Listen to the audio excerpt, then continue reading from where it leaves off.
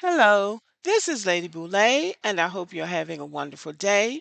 Thank you for your support. Thank you for subscribing to the channel. Thank you for your thumbs up, for your comments, and thank you for sharing the videos. Thank you for all you do to support the channel. And yes, we are commanded to love one another, whether we want to or not, or whether we agree with each other or not. So here's an article from the BBC News. Thousands across the United States protest Trump again. I'm starting to wonder what is going to be accomplished by all of this gathering of voices and screaming about Trump and, making a spectacle in the United States. What is it going to come to? Thousands took to the streets across the United States on Saturday to protest recent actions by President Donald Trump. Known as 50-51 for 50 protests, 50 states, one movement, the demonstrations were intended to coincide with the 250th anniversary of the start of the American Revolutionary War. Okay, so sounds like they're gearing up for another revolutionary or civil war or something like that. From outside the White House and Tesla dealerships and at the centers of many cities, protesters expressed a variety of grievances.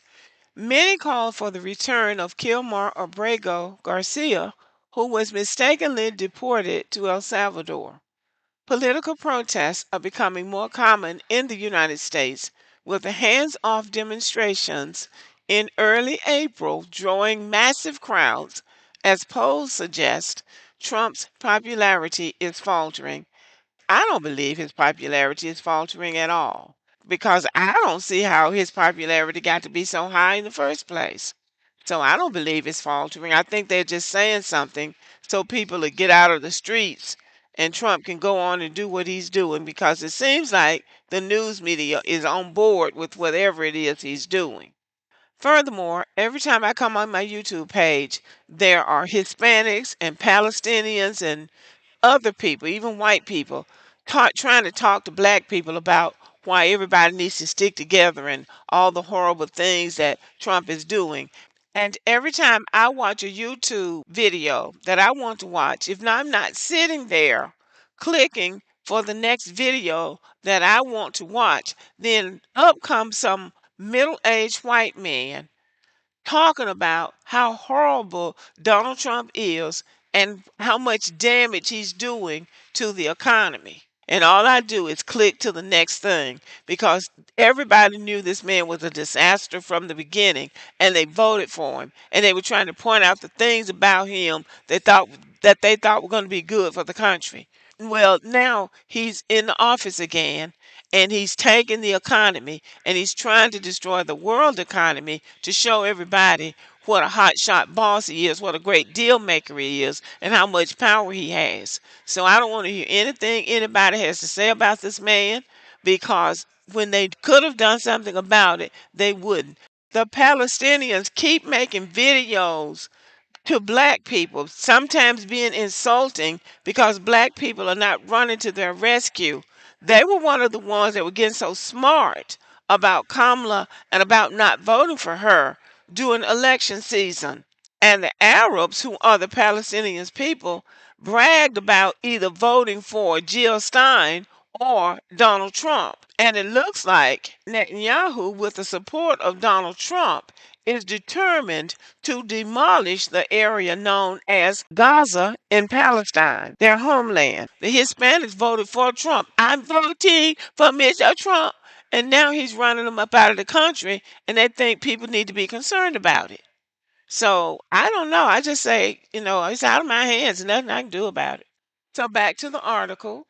Saturday's protests addressed a number of Trump actions, including those by the Department of Government Efficiency, DOGE, Trump's initiative to cut U.S. government jobs and other spending, and the administration's unwillingness to bring about the return of Abrego Garcia, a citizen of El Salvador. So a lot of the discussion now is centered around this El Salvadoran immigrant that I guess is supposed to be a permanent resident. I don't know, that Trump deported. The mainstream media seems to be really concerned about them bringing this man back to the United States, even though they say he's a batterer of his wife. But I keep thinking, if this was an Afro Latino male or female, or an Afro or African or black anything from anywhere, would the media be concerned about getting that person back to the United States? And the answer that keeps popping up in my head is no. Well, they can get out there and protest all they want to. They can barely even get any media coverage because nobody's concerned about these protests because black people are not out there where they can really make hay out of it.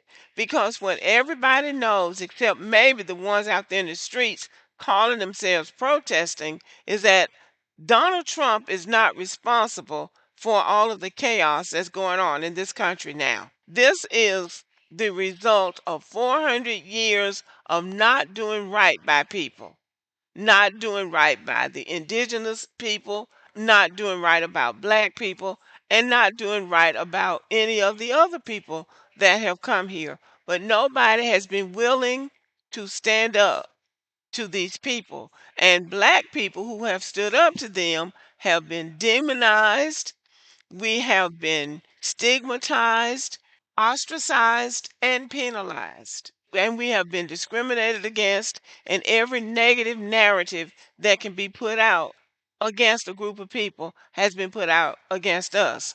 Now you've got Donald Trump in the White House who's operating on somebody's agenda. We just don't know whose it is. And now, metaphorically speaking, he's bringing the whole house down. Now everybody's suffering. But at every juncture, when Americans have had the opportunity to do what was right, they went against right in their effort to keep black people down. And they have always felt better when black people were beat down.